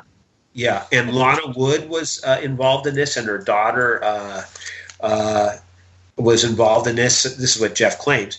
And it's one of the reasons that Dean Stockwell wrote that play or novel that he lent to Neil Young, and Neil Young wrote the song After the Gold Rush, and it's about the time travel secrets that Dean Stockwell shared with Neil Young. And Neil Young supposedly shared that through the song After the Gold Rush. It has time travel references and, travel to other worlds and that kind of stuff. But Dean Stockwell was in that time. He was in he was a what was that time thing that was going that he was on? That remember that was? It was a time travel thing. Oh, here it was, Quantum Leap. One of those sci-fi movies or series like Babylon or he was one of those. He was in Galactica. He was the lead. What do you call it? What do they call the not cap? Yeah. So he was one of the Cylons. He was, but he was also in Quantum Leap with Will Bakula. What was his name? Quantum Leap. And Quantum Leap was about time travel, and Scott Bakula became one of the Enterprise captains. One of the Enterprise series. So this is all this Hollywood connection that you're talking about. So interesting, but the movie choice was a time travel series, which was very popular for about 3, 4, 5 years. So go ahead. So go back to that connection. I'm sorry to interrupt you, but I just wanted to interject that. Go ahead. Yeah, just saying that Jeff transitioned to being quite into time travel, and he was making sure that Gateway Books in Santa Cruz, which was the leading New Age bookstore in Santa Cruz, would always have Montauk books in stock. He's always talking about Kronos, and he even got the Santa Cruz Public Library to do an exhibit where if you're a local community member, you can put up a display in a glass case, and he put up this full-on display case about Kronos Project, and there was portraits of Tiffany in there, and all this stuff about Tiffany and the Kronos Project, and it's all written up in this article I wrote for Another Mirror at the End of the Road. In the spring of 2009, and I did the lead. Hey, send us a picture of Tiffany, and we'll put it up. Okay, I will scan one on tomorrow and send it to you. It's Tiffany and her secret society regalia, according to Jeff, where she's showing her offices, her authority in terms of certain secret society traditions that only Jeff could tell us what they are, but there's different orbs and little medallions that she's wearing, and she supposedly is showing her authority in terms of certain secret society traditions. I'll send that to you tomorrow. I wanted to mention, though, that I wrote an article about Jeff Turner called The Turner Enigma, and it came out in an issue of Another Mirror at the End of the Road, which was a Crowley esoteric publication based in West Virginia. That came out in spring 2009. I could send it to people that are interested in the subject because it is the most exhaustive single source on this subject. I also co-wrote an article for Secrets and Suppressed 2, came out in November 2008. It was edited by Adam Parfee of Feral House and Ken Thomas. And the article that Adam Gorightly and I got in here is called The Jeff Turner Experience, Part 1, The Tuesday Weld is Watching You, The Shocking Truth of Occult Secret Societies in Santa Cruz. And even before that, there was an article that was the cover story in Paranoia magazine in February 2008, which was called Tuesday Weld, High Priestess of the Illuminati, ? But Adam Gorightly wrote the very first article, and that came out in Steam Shovel Press in, I think, around 2006. And that's a very interesting article. I still have that one available. and it was rewritten for the. On your website, can people see these on your website? I don't have a website. I wanted to be killed so early in my life. No, I don't have a website yet. I put Douglas's email, not his email, his address where you can write him. You have to get out pen and paper, right, and write to him, and then is that how you want to communicate? And then your email is here on the QuarianRadio.com. I have a page for Doug in today's show. So his address is there and his email. So if people want that, they can just write to you. Right. There's other. You've done a lot. Yeah. You just can see people. You've got a lot already done, and you've already written it up, and it'll be a big help. Thank you. Right. So we covered a lot of ground. We could briefly touch on a few other subjects, although time is ticking. How much do you think we still? Yeah. Well, it's only. I started at 3, so we still have another 20 minutes or so. So we have a lot to talk about. Okay, so let's see. You have on this little list of subjects. I have Konocti, Snakehead, another mirror. We started talking about, and Steve Omar books. Where do you want to go? What direction? We're obviously not going to cover it all today, but let's cover briefly all of those, with Steve Omar coming last. Basically, the Konocti project is something I plugged into. It's not mine. It's centered on a dormant volcano located at Clear Lake. It's about 70, 80 miles northeast of San Francisco. And the local lore is the mountain has a huge interior cavern. And the Indian tribe lives up there, says there's little people that live inside the mountain. And what that's about is a fellow named Robert Zalewski. He's kind of a legendary World War II aviator fellow, decided to retire to Lake County. He heard the local lore of the Lake County people of this volcano, Konocti, and he began to research it, and he became so convinced that this is a big story that when he was contacted and told that people had found the long-lost interior entrance to the cavern, he immediately assembled a top-notch exploration team, including professional mining engineer. He had the support of the county sheriff's department, CHP. They even had infrared imaging done, and even NASA agreed to take photography from the space shuttle Endeavour of the mountain, deep penetration photography, imaging, and all this stuff. And Bob Zalewski, who I got to know briefly, passed away about 6, 7, 8 years ago. And there's a fellow up there named Kevin Keeley. He's still trying to keep the flame alive of the Konocti project.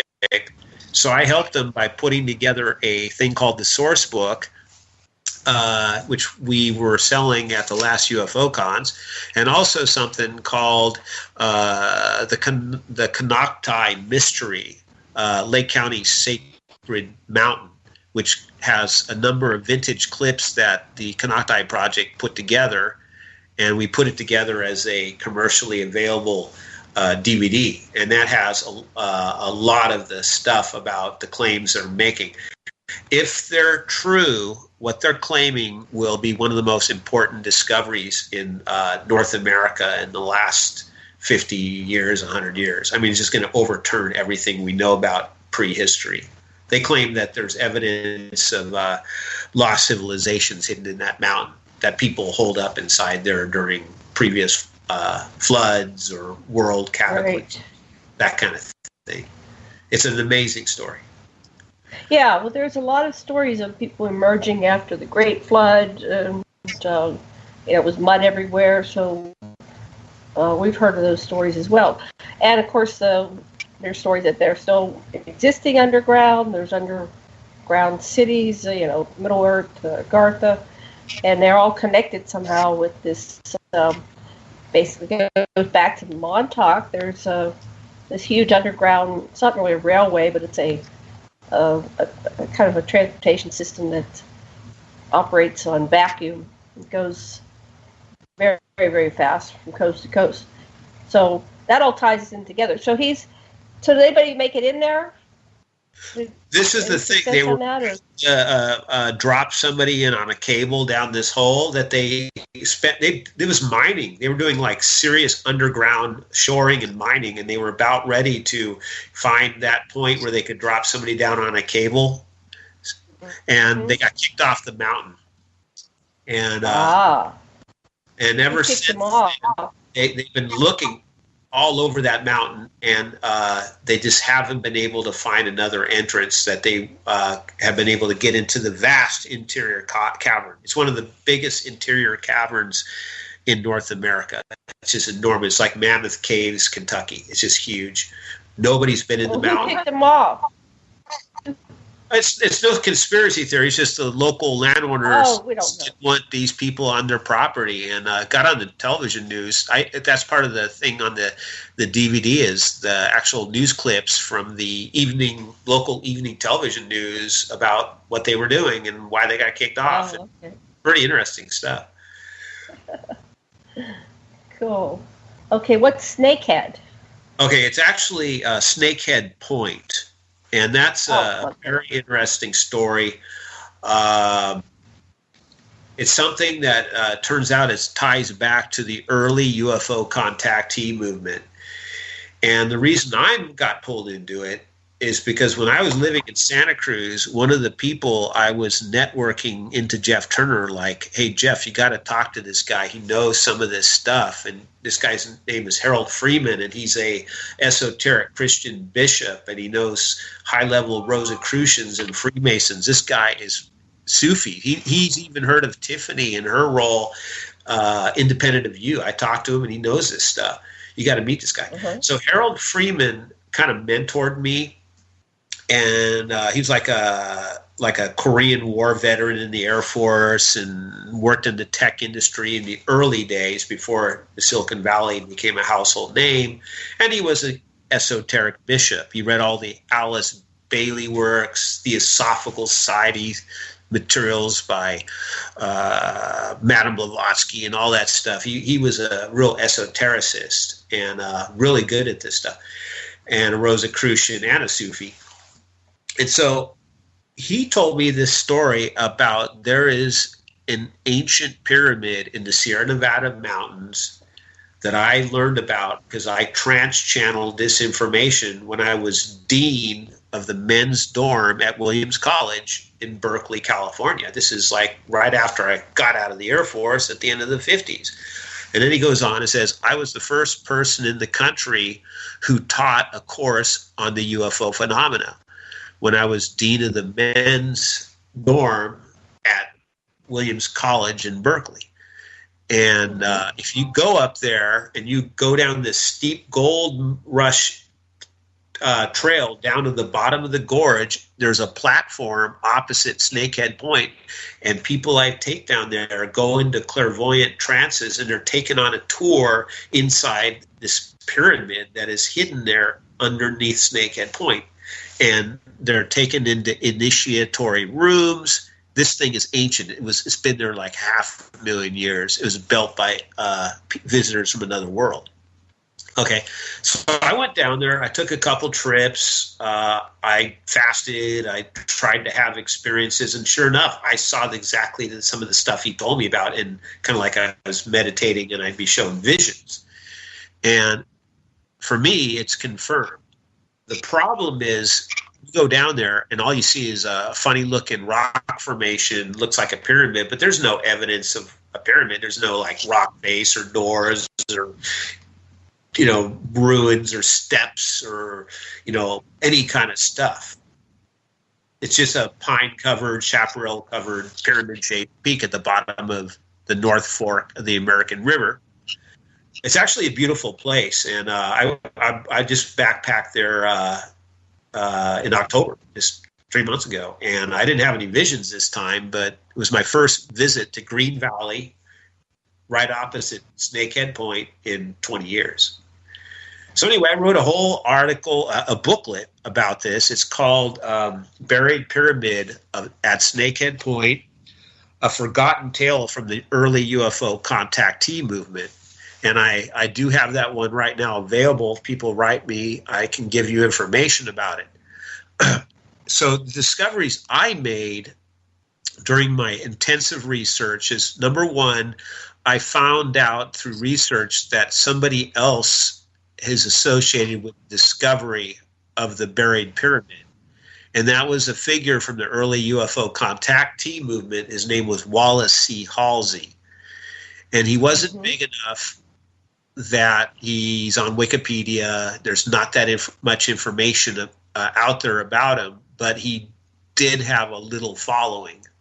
He talked at UFO events, and he went to the different meetings of a group called Understanding. It was a prominent UFO contactee group started by Daniel Fry, the author of the White Plains Incident, or is it the White Sands Incident, a very famous early UFO contactee book. And so I contacted Wallace C. Halsey's son. I managed to track him down and interviewed him 5-6 months ago, and he gave me some pretty good information about his dad. And I was able to track down more information, including information that the college that Harold Freeman had told me about. Williams College was a small 2-year preparatory college to get you into UC Berkeley. I found out in my research it was a cutting edge art and creative dance and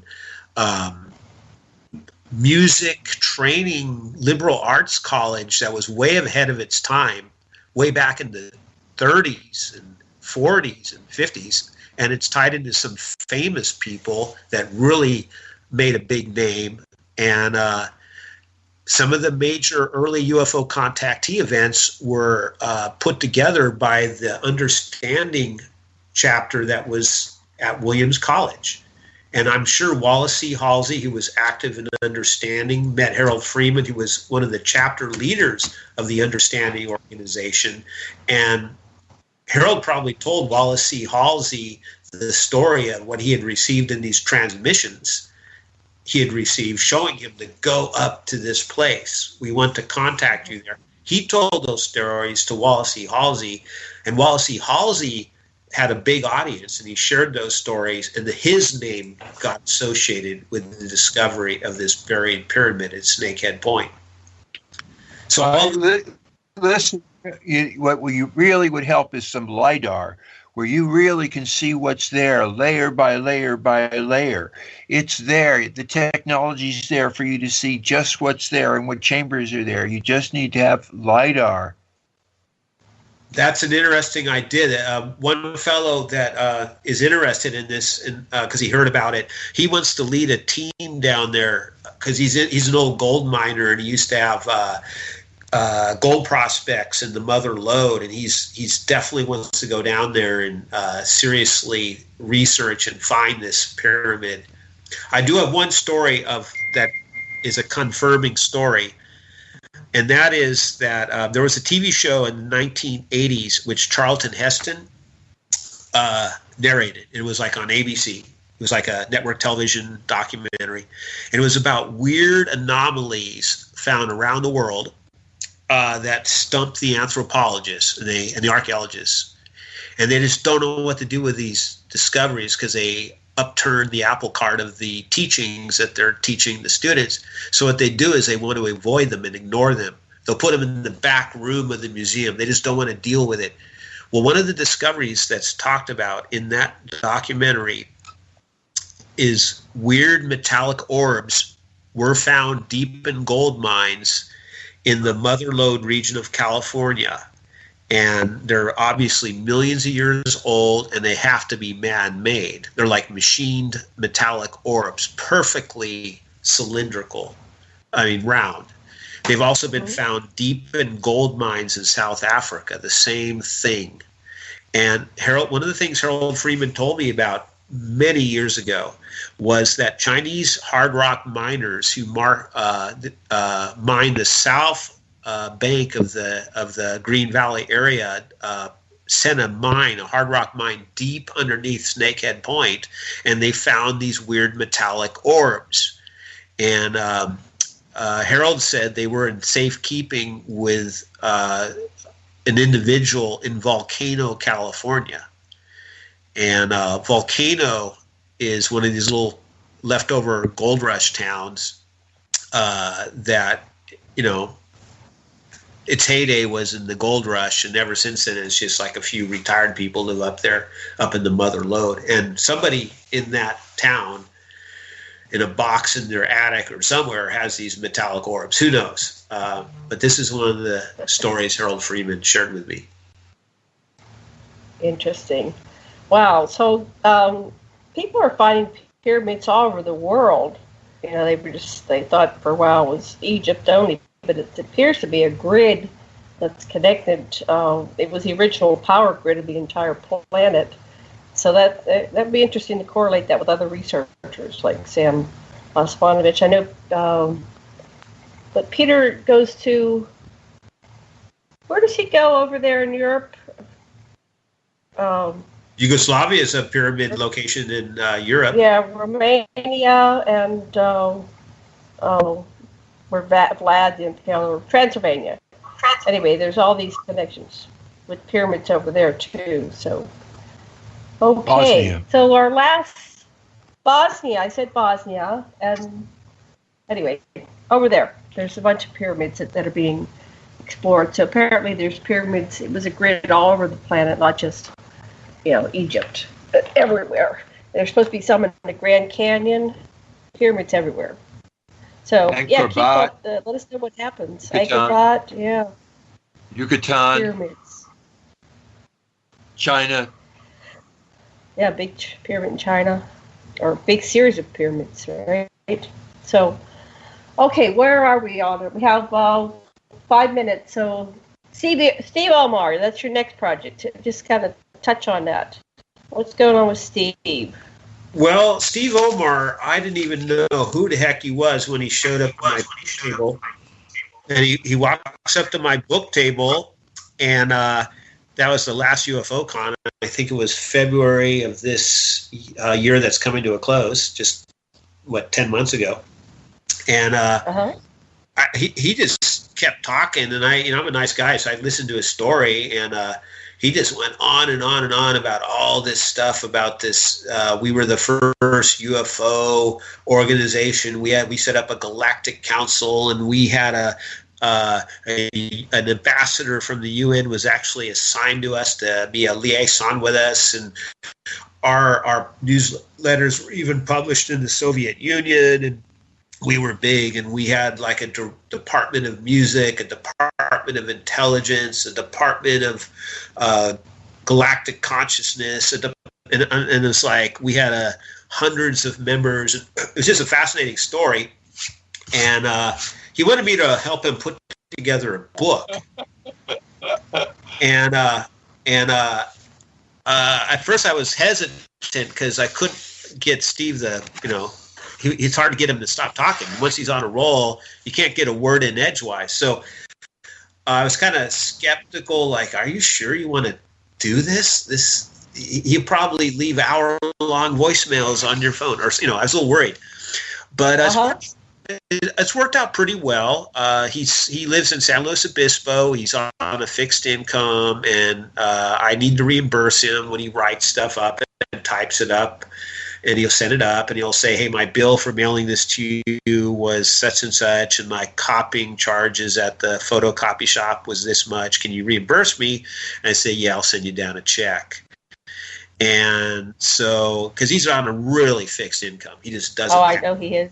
Yes.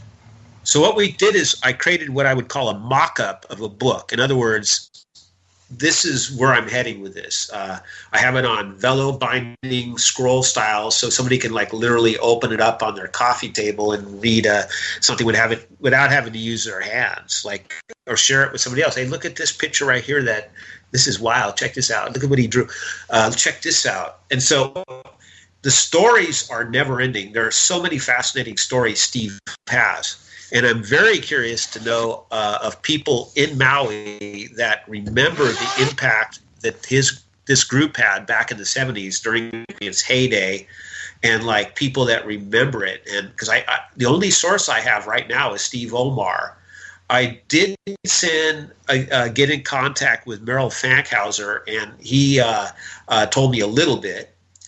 Merrill Fankhauser is actually a fairly well-known figure. He's one of the few guys in the rock and roll, rock musician, rock history annals that wrote heavily on stuff like Atlantis, Lost Continent of Moon, Star Travelers, and this and that. And he had a band called Moo, which has actually got a cult following in Japan, in Europe, and the United States. I mean, he puts out an album and people are paying attention to it in places as far away as Norway, Greece, Japan, Taiwan, United States.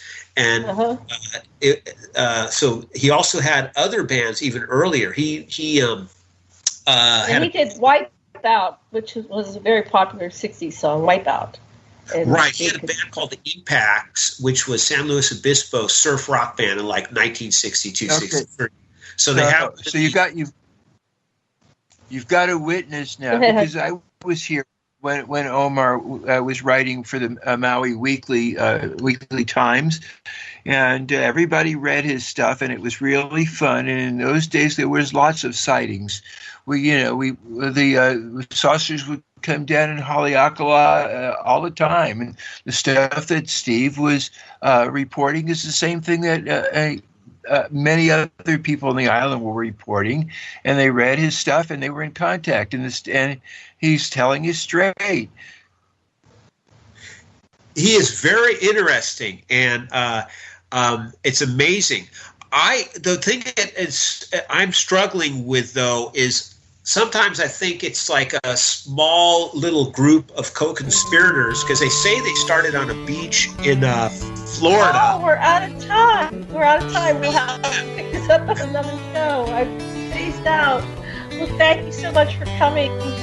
Thank you. Well, thank you. Aloha. Aloha back. Aloha.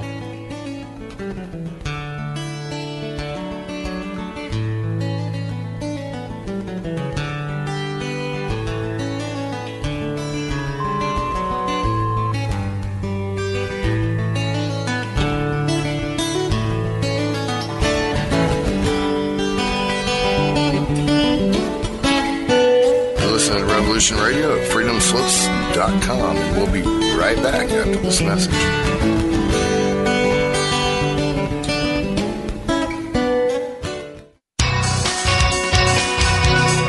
Thank you for listening to Revolution Radio at freedomslips.com. Any commercial advertising you may hear in this program is of the sole discretion and benefit of the host of whose program you are listening to. Revolution Radio does not endorse any commercial products, nor does it accept monetary compensation for on-air advertising of commercial products, nor will it ever. We are and shall remain 100% listener supported. Any product advertising on this program are considered used at buyer risk, and Revolution Radio shall not be held liable for any claims or damages received from any product advertised within this program. Revolution Radio, where information never sleeps.